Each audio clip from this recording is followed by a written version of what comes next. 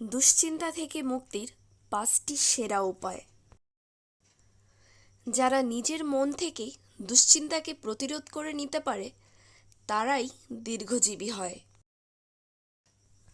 মানুষ যতদিন এই পৃথিবীতে বেঁচে থাকবে ততদিন তাদের মনে কিছু না কিছু নিয়ে দুশ্চিন্তা লেগে থাকবে।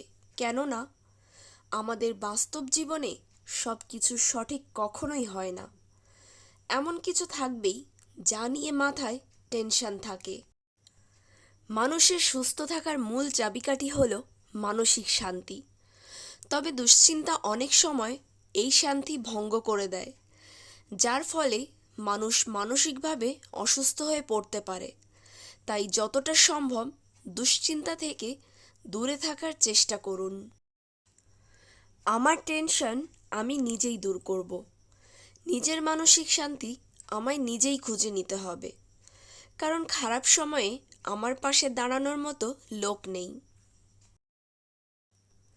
সারা জীবন যদি নিজের মাথায় দুশ্চিন্তা নিয়ে থাকো তবে জীবনে কখনো এগিয়ে যেতে পারবে না।